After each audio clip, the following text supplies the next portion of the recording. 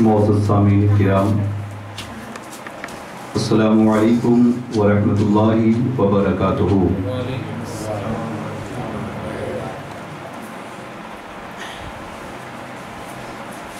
الحمد للہ رب العالمین، والصلاة والسلام علی سید المرسلین وعلى آلہ الطیبین واصحابہ المطہرین، اما بعد فاعوذ باللہ من الشیطان الرجیم، بسم اللہ الرحمن الرحیم۔ وَلَنَبْلُوَنَّكُمْ بِشَيْءٍ مِّنَ الْخَوْفِ وَالْجُوعِ وَنَقْصٍ مِّنَ الْأَمْوَالِ وَالْأَنفُسِ وَالثَّمَرَاتِ وَبَشِّرِ الصَّابِرِينَ۔ صدق اللہ العظیم وصدق رسولہ النبی الامین المتین الکریم، ونحن علی ذلک لمن الشاہدین والشاکرین، والحمد للہ رب العالمین۔ آئیے حصول سعادت کے لیے ہم سب مل کر اپنے پیارے نبی حضور رحمت للعالمین شفیع المذنبین سرکار دو عالم نور مجسم شاہ بنی آدم جناب احمد مجتبی محمد مصطفیٰ صلی اللہ تعالی علیہ وآلہ وسلم کی بارگاہ اقدس میں ہدیہ درود پیش کریں۔ اللہم صلی علی سیدنا شفیعنا حبیبنا نبینا مولانا محمد مبارک وسلم، صلو علیہ صلاۃ وسلام علیک یا حبیب اللہ یا رسول اللہ صلی اللہ تعالی علیہ وآلہ وسلم۔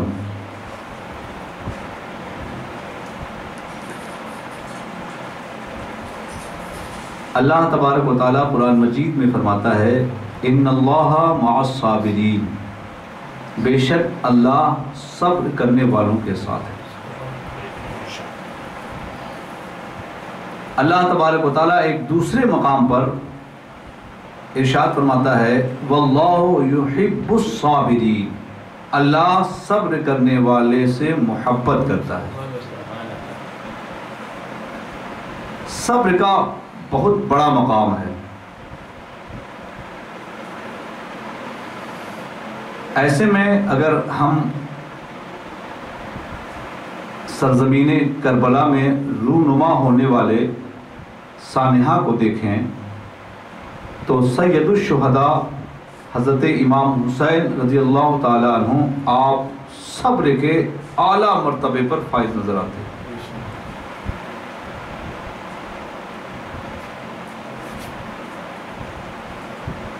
سید الشہداء حضرت امام حسین رضی اللہ تعالیٰ عنہ نے یزید کے خلاف، ظاہری تو یہی ہے کہ یزید کے خلاف علم جہاد بلند کیا،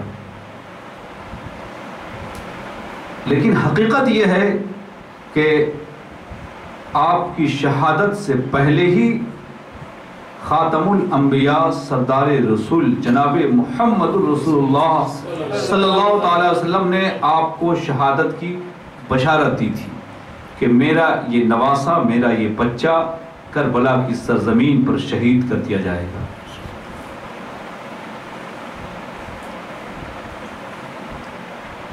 سید الشہداء حضرت امام حسین رضی اللہ تعالیٰ عنہ کو وہ اس دن کا بے صبری سے انتظار تھا۔ آپ نے اپنی زندگی کے پورے لمحات اس لمحہ کے انتظار میں گزار دیے، کیونکہ کربلا کی سرزمین پر رب کے حضور پیشانی کے بل جو آپ نے گردن کٹائی، وہ گردن جدا ہونا نہیں ہے، وہ تو وصال محبوب کا موقع تھا کہ یہاں گردن کٹے گی اور وہاں محبوب کا وصال ہوگا۔ ہجر محبوب میں جو ہے آپ نے جو صبر کیا ہے، اس صبر کو سمجھنا ہے تو پہلے صبر کے مراتب سمجھیں۔ ایک بات میں واضح کر دوں کہ سید الشہداء حضرت امام حسین رضی اللہ تعالیٰ عنہ نے جو یزید کے خلاف علم جہاد بلند کیا، یہ جو لوگ کہتے ہیں کہ یہ موجودہ امیر المومنین کے خلاف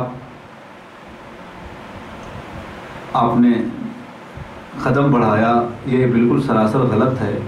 آپ قرآن مجید کی اس آیت کی تلاوت کریں، سورہ بقرہ کی آیت ہے، اللہ تبارک و تعالیٰ ارشاد فرماتا ہے وَإِذِ ابْتَلَىٰ إِبْرَاهِيمَ رَبُّهُ بِكَلِمَاتٍ فَأَتَمَّهُنَّ قَالَ إِنِّي جَاعِلُكَ لِلنَّاسِ إِمَامًا قَالَ وَمِنْ ذُرِّيَّتِي قَالَ لَا يَنَالُ عَهْدِ الظَّالِمِينَ۔ قرآن مجید میں ہے کہ ابراہیم علیہ السلام کو ابراہیم علیہ السلام کے رب نے چند باتوں سے آزمایا۔ وَإِذِ ابْتَلَىٰ إِبْرَاهِيمَ رَبُّهُ بِكَلِمَاتٍ فَأَتَمَّهُنَّ، تو حضرت ابراہیم علیہ السلام نے رب کی ہر آزمائش پر کھرا اتر کر اسے تمام کر دیا، پورا کر دیا۔ اللہ کی مشیت خوش ہوئی اور اعلان فرمایا اے ابراہیم تو نے آزمائش کو پورا کر دیا، اب تجھے صلے میں ہم یہ انعام دے رہے ہیں کہ پوری نوع انسانیت کا تجھے امام بنا دے۔ قال انی جاعلک للناس اماما، رب نے ارشاد فرمایا اے ابراہیم ہم تجھے سارے انسان کا امام بنا دیں۔ خلیل اللہ حضرت سیدنا ابراہیم علیہ السلام کی امت سے، اپنی قوم سے محبت تو دیکھیں، رب کے حضور حضرت ابراہیم عرض کرتے ہیں اے اللہ، اے رب لم یزل، تو ہمیں لوگوں کا امام بنا رہا ہے، کیا میری اولاد کو بھی بنائے گا؟ حضرت ابراہیم نے کہا ومن ذریتی، میری اولاد میں سے بھی امامت ہے۔ اللہ نے حضرت ابراہیم علیہ السلام سے اتنا اللہ خوش ہوا، کہا ہاں ہاں تیری اولاد کو بھی امام بناؤں گا۔ لیکن رب نے ایک بات رکھی، لا ینال عہد الظالمین، میرا وعدہ، میرا عہد ظالموں کو نہیں پہنچتا ہے، تیری اولاد میں سے اسے بنائیں گے جو وفادار ہوگا، جو ظلم بربریت کرنے والا ہوگا، ظالم جابر وہ امامت تک نہیں پہنچے گا۔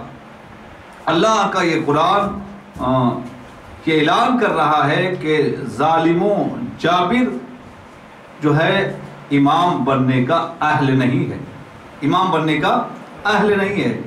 اور تاریخ گواہ ہے کہ یزید ظالم و جابر تھا، قومی امانت کو اپنے مفاد میں خرچ کر کے قومی امانت میں خیانت کرتا تھا، اسلامی شعار کا استہزاء کرتا تھا اور اسلامی نظام خلافت کو ختم کر کے شخصی بادشاہت کا آغاز کر چکا تھا۔ علماء کرام اس آیت کے تعلق سے فرماتے ہیں، علامہ قرطبی کی ایک روایت، ایک عبارت میں پڑھوں چونکہ مختصر سی گفتگو ہے تو بہت سے علماء کرام کی عبارتیں، لیکن صرف ایک عبارت تفسیر قرطبی میں اس آیت کے تعلق سے آپ فرماتے ہیں ان الامام یکون اہل العدل والاحسان والفضل مع القوة علی القیام بذلك وهو الذي امر النبی صلی اللہ علیہ وسلم الا ينازع الامر اہلہ واما اہل الفسوق والجور فلیسوا له باہل۔ جو ابھی میں نے آیت تلاوت کی، فلا ینال عہد الظالمین، ظالموں کو میرا وعدہ نہیں پہنچتا، ظالم کو امام نہیں بناؤں گا۔ اس تعلق سے تفسیر قرطبی میں علامہ قرطبی فرماتے ہیں کہ بے شک امام کے لیے شرط ہے کہ وہ صاحب عدل ہو، صاحب احسان ہو، صاحب فضل ہو، ساتھ ہی ساتھ اس کے اندر اتنی لیاقت، اتنی قوت، اتنی طاقت ہو کہ امور سلطنت کو اپنی طاقت کے بلبوتے پر، اپنی لیاقت کے بلبوتے پر، اپنی دور اندیشی، اپنی تدبیر سے امور سلطنت کو انجام دینے کی صلاحیت رکھتا ہو۔ اور نبی کریم صلی اللہ علیہ وسلم نے ارشاد فرمایا جو صاحب عدل ہے، صاحب فضل ہے، صاحب احسان ہے اور حکومت کی ذمہ داریوں کو بجا لانے کی اس میں قوت ہے تو اس کے تعلق سے جھگڑا نہ کرو۔ ہاں اگر وہ فاسق ہے، ظالم ہے، تو پھر وہ امور سلطنت کا حقدار ہی نہیں ہے۔ تو یزید تو کھلم کھلا ظلم کرتا تھا، شعار اسلام کا مذاق اڑاتا تھا، شراب پیتا تھا، شراب کی گرفت پر اس نے کہا کہ ہم عیسوی مذہب پر پیتے ہیں. اگر امت محمدیہ میں، شریعت محمدیہ میں اگر ممنوع ہے تو ہم عیسوی مذہب پر پیتے ہیں. تو ظاہر سی بات ہے کہ وہ قیادت کا، امامت کا اہل ہی نہیں تھا. سید الشہداء حضرت امام حسین رضی اللہ تعالیٰ عنہ حق کی آواز بن کر، عدل کی آواز بن کر کھڑے ہوتے ہیں اور پوری انسانیت کو، تاریخ انسانیت کو یہ سبق دیتے ہیں کہ ظالم جابر کے سامنے حق بات کہنا یہ بہت بڑا جہاد ہے. خواہ حق بات کہنے کے لیے اپنا گھر لٹ جائے، اپنا اثاثہ لٹ جائے، اپنی جان دینی پڑے، وہ خوشی خوشی تیار ہو جاؤ، مگر حق کے سامنے حق کی آواز دبنے نہ پائے. سید الشہداء حضرت امام حسین رضی اللہ تعالیٰ عنہ نے کربلا کے میدان میں عاشورہ کے صبح سے لے کر دوپہر تک آپ نے جو مشاہدہ کیا، سلسلہ بسلسلہ ایک ایک شہید ہوتے جا رہے ہیں. ان شہیدوں میں جہاں ننھا علی اصغر ہے تو وہاں جوان علی اکبر بھی ہیں، اور وہیں قوت و بازو حضرت عباس ہیں، بے شمار شہزادے ہیں، آپ کے رفقا ہیں، آپ کے غلام ہیں جنہوں نے اپنی جان آپ پر قربان کی. آپ کا یہ صبر جو ہے بڑا مقام رکھتا. سید الشہداء حضرت امام حسین کا صبر، آپ صبر کو سمجھنے سے پہلے صبر کے درجات سمجھیں، صبر کے مراتب کیا ہیں. صبر دو طرح کا، ایک زاہدوں کا صبر ہوتا ہے، ایک عاشقوں کا صبر ہوتا ہے. زاہدوں کا صبر جو ہے تین طرح کا ہوتا ہے. ایک الصبر للہ، ایک الصبر علی اللہ، ایک صبر مع اللہ. یہ زاہدوں کا صبر ہے. الصبر للہ کسے کہیں گے؟ الصبر للہ، اللہ تبارک و تعالیٰ نے اپنے بندوں کو بہت سے احکامات جاری کیے، حکم نازل کیا، اور بہت سے امور سے منع کیا، اوامر و نواہی. اللہ کے حکم کو بجا لانے کے لیے انسان اللہ کا حکم بجا لا رہا ہے. اللہ کے حکم کی بجاوری میں، اللہ کی اطاعت کی راہ میں جو مشکلات آتے ہیں، اللہ نے جن کاموں سے روکا ہے، نواہی پر عمل کرنے میں جو مشکلات آتے ہیں، انسان ان مشکلات پر صبر کرتا ہے. یہ ہے الصبر للہ. اللہ نے ہمیں حلال کا حکم دیا، انسان حلال پر عمل کرنے کے لیے اب حلال کی راہ میں چلتا ہے کہ ہم حلال کام کریں گے، مشکلات آتی ہیں اس پر صبر کرتا ہے. حرام سے بچنے کی فکر کرتا ہے، حرام سے بچنے کی فکر میں مشکلات آتے ہیں، اس پر صبر کرتا ہے. یہ الصبر للہ، اللہ کے لیے صبر کرتا ہے. کیوں انسان صبر کر رہا ہے مشکلات پر؟ کیونکہ اللہ کا حکم ہے کہ حلال کھاؤ، اللہ کا حکم ہے کہ حرام سے بچو. یہاں تک کہ وہ اللہ کے حکم کی بجاوری میں اگر اس کا آرام، اس کا چین، اس کا سکون، اس کی راحت قربان ہو جا رہی ہے تو وہ خوشی خوشی اپنے آرام چین کو قربان کر دیتا ہے کہ آرام گیا لیکن اللہ کے حکم کی بجاوری تو ہو گئی. اللہ نے جن کاموں سے روکا ہے، جن کاموں سے منع کیا ہے، اس سے رکنے کی وجہ سے اس کا بہت نقصان ہے، مالی نقصان ہو جا رہا ہے، اس کا نقصان ہو رہا ہے. وہ اس نقصان کو خوشی خوشی کو قبول کر رہا ہے کہ نقصان ہو جائے، دولت کا نقصان ہو جائے، سرمایہ کا نقصان ہو جائے، جان کا نقصان ہو جائے، مگر اللہ نے ہمیں ان کاموں سے روکا ہے. اللہ کے رکے ہوئے کام پر عمل کرنے کے لیے خوشی خوشی انسان نقصان کو برداشت کر رہا، یہ اللہ کے لیے صبر کرنا کہلاتا ہے الصبر للہ. اس کو مثال سے سمجھیں کہ اللہ نے ہمیں کہا کہ حلال کھاؤ. یا ایھا الذین آمنوا کلوا من طیبات، اے ایمان والو پاکیزہ رزق کھاؤ۔ اب انسان ایک قصد کرتا ہے کہ ہمیں پاکیزہ رزق کھانا ہے، حلال کھانا ہے۔ اب حلال کھانے کی وجہ سے، حلال کھانے کی تلاش میں فاقہ ہو جا رہا، مل ہی نہیں رہا حلال کھانا، اور وہ فاقہ کو برداشت کر رہا ہے۔ یہ ہے الصبر للہ۔ ایک انسان ہے، اس نے قصد کیا کہ حرام نہیں کھانا ہے، حرام نہیں کھانا ہے، حرام کا لقمہ جو ہے ہمارے حلق سے اترنے نہ پائے، اور اس کی وجہ سے فاقہ ہو رہا ہے۔ وہ فاقہ برداشت کیوں کر رہا ہے کہ ہمارے جو حلق سے، حلقوم سے جو ہے حرام کا کوئی لقمہ اترنے نہ پائے، اس کے لیے فاقہ پر فاقہ ہو جائے اسے گوارا ہے۔ یہ الصبر للہ، اللہ کے لیے صبر کر رہا بندہ۔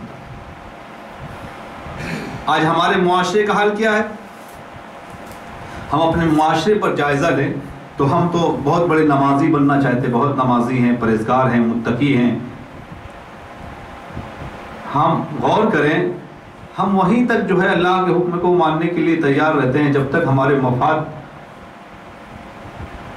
جو ہے، ہمارا مفاد وابستہ رہے۔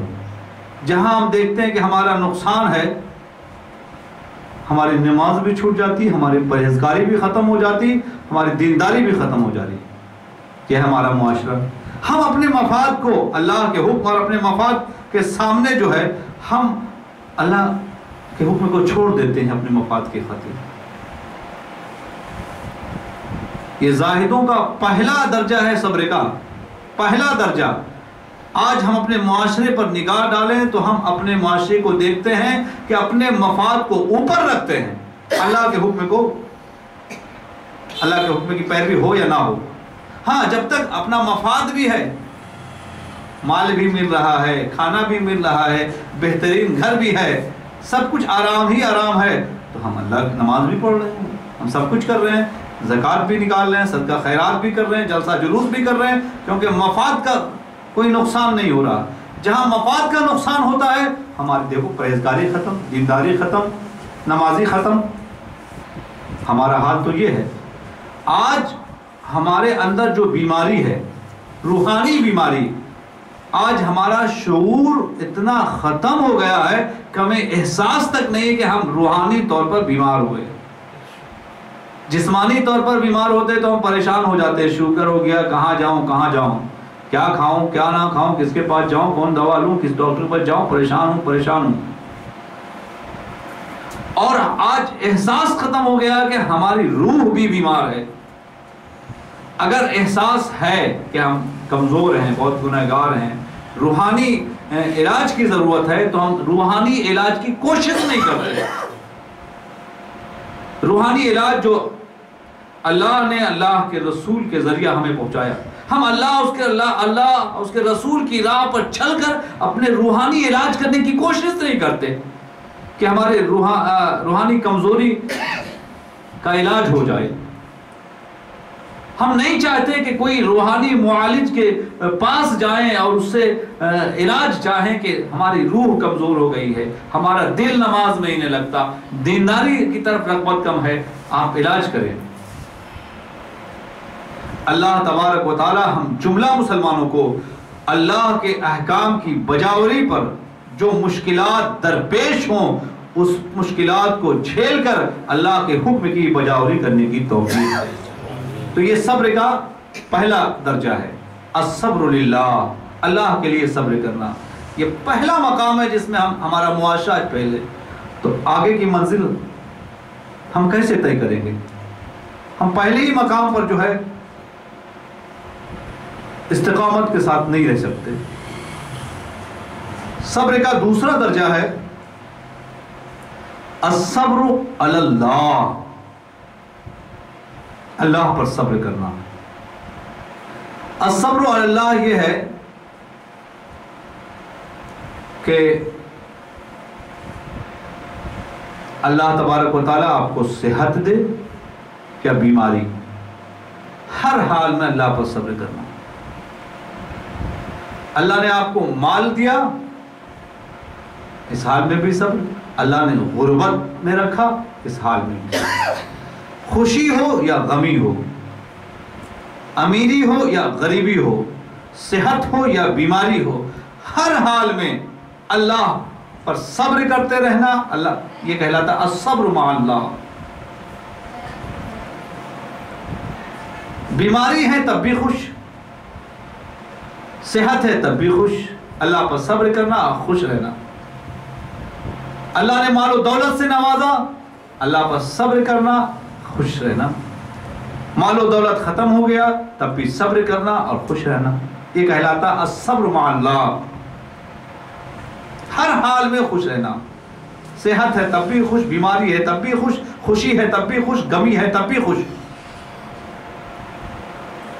اس تعلق سے میں بزرگان دین کا قول یہ ہے کہ المنع والعطاء عنده واحد. اللہ دے یا اللہ روک لے، دونوں صورت میں ایک حالت ہو جانا، ایک حالت. اللہ دے تب بھی خوش، نہ دے تب بھی خوش. اور ہمارا حال کیا ہے؟ اللہ دیتا ہے تو بہت خوش نظر آتے ہیں، خوب خوش، خوب خوش، اور صدقہ خیرات کر رہے ہیں، اور فاتحہ کی محفل کر رہے ہیں، غربا کو کھلا رہے ہیں. اور اگر اللہ روک لے تو پھر شکوہ شکایت کرتے ہیں، شکوہ شکایت کرتے ہیں، زبان دراز کرتے ہیں. المنع والعطاء عنده واحد. اللہ دے یا اللہ روک لے، دونوں صورت میں ایک حالت پیدا ہو جائے تو انسان جو ہے یہ اللہ پر صبر کرنے والا ہے. اس موقع سے ایک بزرگ کی ایک حکایت میں آپ کو سناؤں. ایک بزرگ نے تجارت کی غرض سے ایک اپنا مال بھیجا. جہاز اس بزرگ کا مال لے کے سمندر میں گیا. کچھ دنوں کے بعد بزرگ کو یہ خبر ملی کہ جس جہاز میں آپ کا مال تجارت کے لیے گیا تھا وہ جہاز ڈوب گیا اور آپ کا مال بھی ڈوب گیا، آپ کا سب نقصان ہو گیا. بزرگ نے جب یہ خبر سنی کہ میرا مال ڈوب گیا، نقصان ہوا، تو تھوڑے دیر توقف کیا، اس کے بعد کہا الحمدللہ. کچھ دیر توقف کے بعد کہا الحمدللہ. ایک دو دن کے بعد پھر یہ خبر آئی کہ نہیں، وہ خبر غلط تھی، جھوٹی خبر تھی. وہ آپ کا مال ڈوبا نہیں ہے بلکہ تجارت میں بہت نفع ہوا، لاکھوں نفع ہوا ہے. وہ پہلے والی خبر غلط تھی. آپ کا مال بک گیا ہے، تجارت میں خوب نفع ہوا، لاکھوں نفع ہوا. اس خبر کو سننے کے بعد ان بزرگ نے پھر تھوڑا سا توقف کیا اور پھر کہا الحمدللہ. لوگوں کو حیرت ہوئی کہ جب ان کو خبر ملی کہ مال ڈوب گیا ہے تب بھی الحمدللہ کہا، اور جب یہ خبر ملی کہ بہت تجارت میں نفع ہوا تب بھی الحمدللہ کہا. معاملہ کیا ہے؟ پوچھا گیا کہ آخر جب آپ کو نقصان کی خبر دی گئی تب بھی آپ الحمدللہ کہہ رہے تھے، اور جب نفع کی خبر ملی تب بھی آپ نے الحمدللہ کا معاملہ کیا ہے؟ تو انہوں نے کہا کہ جب مجھے یہ خبر ملی کہ میرا مال ڈوب گیا ہے، نقصان ہاتھ لگا ہے، تو میں نے اپنے دل کو ڈھونڈا، اپنے دل کو تلاش کیا کہ میرے دل پر اس کا کیا اثر ہوا ہے، نقصان کی خبر سن کے میرے دل پہ کیا بیت رہا ہے. تو انہوں نے پایا کہ وہ نقصان سے بے نیاز ہے. جس طرح ان کا دل اللہ کی یاد میں مست تھا اس خبر کے سننے سے پہلے ہی، ابھی بھی اللہ کی یاد میں اسی طرح مست ہے. اس دل میں نقصان کا کوئی اثر نہیں ہوا. تو میں نے اپنے دل کی حالت کو اسی حالت پہ پایا جس طرح نقصان کی خبر ہونے سے پہلے تھا. تو میں نے اللہ کا شکر ادا کیا، الحمدللہ الحمدللہ. اور جب مجھے تجارت میں نفع کی خبر ملی تب بھی میں نے اپنے دل کو ڈھونڈا اور دل میں تلاش کیا کہ اسے نفع کی کوئی حاجت تھی کیا، نفع کی خبر پر اسے کچھ خوشی ہوئی کیا، نفع کا وہ محتاج تھا کیا. تو میں نے پایا کہ اسے نفع سے کوئی بھی سروکار نہیں ہے، میرا دل تو اللہ کی یاد میں لگا ہوا ہے. تو میں نے کہا کہ یہ مال و دولت دیکھ کر میرا دل بکا نہیں ہے، میرے دل کو مال و دولت کی ضرورت نہیں ہے. اس دل کو مال و دولت سے کوئی سروکار نہیں ہے، یہ تو اللہ کی بخشش ہے، جسے چاہے دیتا ہے، جس سے چاہے روک دیتا ہے۔ اللہ قرآن میں ارشاد فرماتا ہے ان اللہ یبسط الرزق لمن یشاء ویقدر، بے شک اللہ جس کے لیے چاہتا ہے رزق کشادہ کر دیتا ہے، اور جس کے لیے چاہتا ہے رزق تنگ کر دیتا ہے۔ تو میں نے اپنے دل کو پایا کہ اسے نفع کی کوئی ضرورت نہیں ہے، بلکہ میرا دل اللہ کی یاد میں مگن ہے، تو میں نے اپنی اس حالت پر اللہ کا شکر ادا کیا، الحمدللہ الحمدللہ۔ صحت ہو تب بھی صبر کرنا اور خوش رہنا، بیماری ہو تب بھی صبر کرنا اور خوش رہنا، خوشی ہو تب بھی صبر کرنا اور خوش رہنا، غمی ہو تب بھی صبر کرنا اور خوش رہنا، یہ کہلاتا ہے الصبر مع اللہ۔ یہ تو اس وقت، یہ تو صبر کا دوسرا پائیدان ہے، دوسری منزل ہے، دوسرا مقام ہے، دوسرا مرتبہ ہے، جب ہم پہلی منزل میں پھیل نظر آ رہے ہیں کہ اللہ کے حکم کی بجاوری پر ہم مفاد دیکھتے ہیں۔ اگر مفاد ہمارے مفاد پر زد آتا ہے، مفاد کا نقصان ہوتا ہے، تو ہم اللہ کے حکم کی بجاوری کو تک چھوڑ دیتے ہیں۔ جو نیک نامی، پرہیزگاری، دینداری ہمارے ساتھ تھا، اس کی پرواہ تک نہیں کرتے ہیں۔ اللہ تبارک و تعالی ہم تمام مسلمانوں کو اللہ کے ذات پر صبر کرنے والا، اللہ پر توکل کرنے والا، اللہ کے احکام کی بجاوری کرنے والا بنا دے۔ سب زاہدوں کا تیسرا سب جو ہے الصبر مع اللہ، تیسرا درجہ ہے صبر کا الصبر مع اللہ۔ الصبر مع اللہ اسے کہیں گے کہ انسان پر مشکلات اس قدر حملہ آور ہے، اس قدر حملہ آور ہے کہ ایک مشکل دور نہیں ہوتا، دوسرا مشکل اپنا دروازہ کھولتا ہو، دوسری مشکل آ جاتی ہے۔ پریشانیوں کا سلسلہ بندھا ہوا ہے، آزمائش کی گھڑی ہے، ایک سے ایک بڑھ کر آزمائش میں انسان مبتلا ہے۔ گویا ایسا ہے جیسے کہ لگ رہا کہ گولی نہیں مشین گن چل رہی، تلواروں میدان کارزار میں جو ہے تلواروں کی گون گرج برس رہی ہو، اس طرح انسان پر جو ہے مشکلات پر مشکلات ٹوٹے، مشکلات میں گھرا ہوا انسان ایسی حالت میں اگر صبر کرتا ہے، جب مشکلات انسان کو چاروں طرف سے گھیر لیتے ہیں، مسلسل وہ مشکلوں میں گھرا ہوتا ہے، ایسی حالت میں بھی وہ اللہ پر توکل رکھتا ہے، اللہ پر صبر رکھتا ہے، تو یہ کہلاتا ہے الصبر مع اللہ، کہ یہ صبر کرنے میں اللہ کے ساتھ، اللہ کے ساتھ۔ اس کو سمجھنے کے لیے ایک مثال حضرت علی کرم اللہ وجہ الکریم کی میں بتا رہا ہوں کہ حضرت علی کرم اللہ وجہ الکریم کو ایک مرتبہ جو ہے نیزہ لگ گیا، گھاؤ اتنا گہرا تھا کہ نیزہ نکالنا بہت دشوار تھا، اور دشوار تھا یعنی نکالنا تکلیف دہ امر تھا۔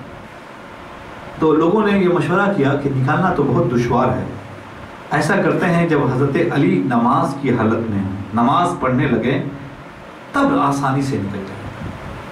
پتہ ہے نیزہ جو ہے گہرا زخم بہت گہرا ہے، بہت گہرا زخم ہے، نکالنا بہت دشوار کا ہے۔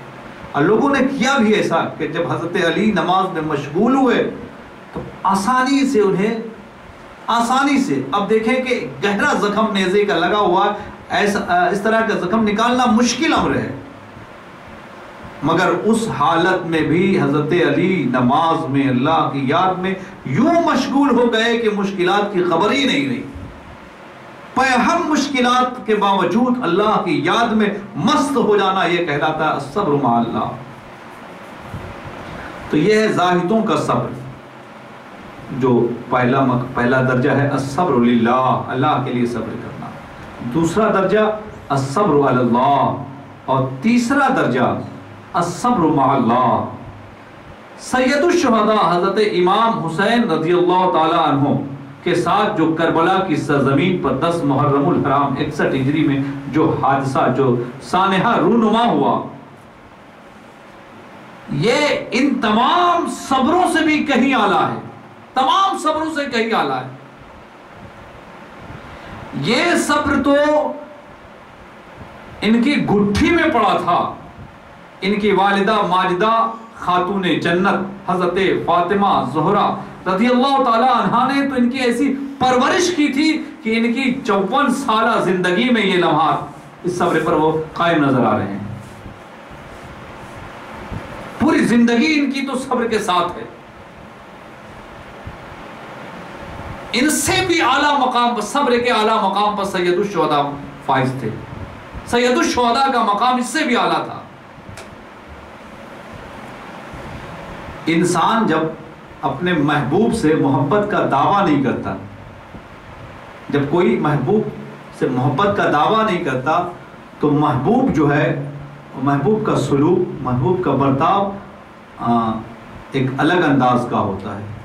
اور جب محبوب سے محبت کا کوئی دعویٰ کرے کہ میں محبت کرتا ہوں تو پھر محبوب کا انداز الگ ہوتا ہے، پھر محبوب کی آزمائش الگ ہوتی ہے. جو لوگ محبت کا دعویٰ کرنے والے ہیں ان سے اللہ کس طرح پیش آتا ہے. قرآن کی آیت جو میں نے خطبہ مسنونہ کے بعد تلاوت کی تھی، اللہ بتا رہا وَلَنَبْلُوَنَّكُمْ بِشَيْءٍ مِّنَ الْخَوْفِ، اے میری محبت کے دعویٰ دارو، مجھ سے محبت کا دعویٰ کرنے والوں، ہم تمہیں ضرور آزمائیں گے. وَلَنَبْلُوَنَّكُمْ، تم کو ضرور آزمائیں گے. بِشَيْءٍ مِّنَ الْخَوْفِ، کچھ خوف دے کر، وَالْجُوعِ، کچھ بھوک دے کر، وَنَقْصٍ مِّنَ الْأَمْوَالِ وَالْأَنفُسِ وَالثَّمَرَاتِ، تمہارے مال کو کم کر کے، تمہاری جان کو تلخ کر کے، کچھ نعمتوں کو کم کر کے، تمہاری جان کو لے کر، تمہارے مال کو لے کر، تمہاری نعمتوں کو لے کر ہم تمہاری آزمائش کریں گے، کیونکہ تم میری محبت کا دم بھر رہے ہو، میری محبت کا دعویٰ کر رہے ہو. یہ صبر کا مقام اعلیٰ مقام ہوتا ہے. محبوب کا انداز بدل جاتا ہے کہ مجھ سے محبت کا دعویٰ کرتے ہو، ذرا میری راہ میں اپنی جان قربان کر کے تو دو، اپنے بچوں کی جان قربان کر کے تو دکھاؤ، اپنے مال کی قربانی کر کے تو دکھاؤ، نعمتوں کو میری راہ میں خرچ کر کے تو دکھاؤ، بھوک کی شدت برداشت کر کے تو دکھاؤ. یہ مقام ہوتا ہے. یہ ابھی صبر کی جو تھوڑی سی تفصیل میں نے بیان کی، یہ زاہدوں کا صبر ہے، اور عاشقوں کا صبر اس سے الگ ہوتا ہے. الصبر عن اللہ، اللہ کے بغیر صبر کرنا. آپ کی زندگی سید الشہداء حضرت امام حسین رضی اللہ تعالیٰ عنہ کی 54 سالہ زندگی، یہ جو میں نے ابھی صبر کی تفصیل کی، پوری زندگی جو ہے، پوری زندگی صبروں کا ترجمان ہے. کیونکہ آپ جو ہے علی کے گھرانے میں پیدا ہوئے، فاطمہ الزہرا کی گود میں آپ کی پرورش ہوئی، جنہوں نے صبر کی اس طرح تعلیم کی.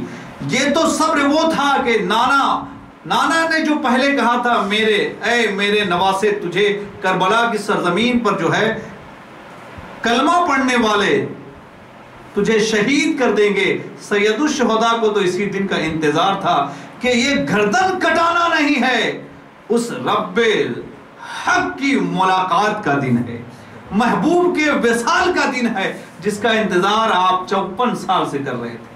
54 سال سے کر رہے تھے کہ کربلا کا وہ دن کب آئے گا، کربلا کا وہ دن کب آئے گا، کربلا کا وہ دن کب آئے گا. یہ تو صبح سے آپ جو ہے جان کے نقصان پر صبر کر رہے تھے، علی اصغر کے حلقوم پر تیر لگے برداشت کر رہے تھے، علی اکبر کی جوانی قربان ہو رہی تھی برداشت کر رہے تھے، حضرت عباس کے بازو کٹ رہے تھے برداشت کر رہے تھے، دیگر شہزادگان قربانی دے رہے تھے، حضرت قاسم کی قربانی اور محمد کی قربانی آنکھوں سے دیکھ رہے تھے، ہاتھوں سے لاشا کو اٹھا رہے تھے، دفنا رہے تھے، اٹھا کر لا رہے تھے، خون کا انبار تھا، احباب کی جانیں جا رہی تھی، غلاموں نے اپنی فدایانہ جان قربان کی تھی.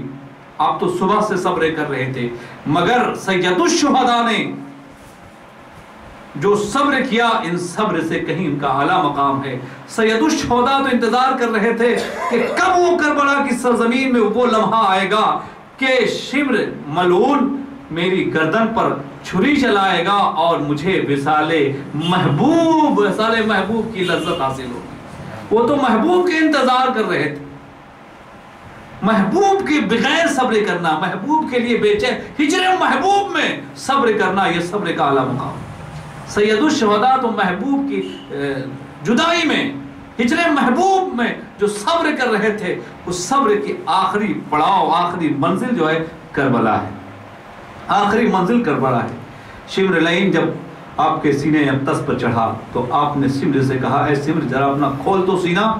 سمر نے جب سینہ کھولا تو دیکھا کہ برس کا داغ ہے. تو آپ نے کہا کہ ہاں میرے نانا نے بتایا تھا کہ تجھے جو ملعون تجھ پر جو ہاتھ اٹھائے گا اس کی پہچان یہ ہوگی. اس کی پہچان آج ہمارے محبوب آج جو ہے محبوب سے وصال کا دن ہے. آج محبوب سے وصال کا دن ہے. ان کی پوری زندگی 54 سالہ زندگی جو ہے اسی دن کے انتظار میں گزری, محبوب کے فراق میں گزری, ہجر محبوب میں گزری کہ کب وہ دن آئے گا کہ محبوب سے وصال ہوگا, محبوب سے وصال ہوگا. تو محبوب کی جدائی میں, محبوب سے ملنے میں جو انسان محب صبر کرتا ہے وہ صبر کا اعلیٰ مقام ہوتا ہے, صبر کا اعلیٰ مقام ہوتا ہے. ورنہ زاہدوں کے جو صبر کے مراتب میں نے وہ تو آپ کی زندگی کے لمحے لمحے میں نظر آتا ہے, لمحے لمحے میں نظر آتا ہے.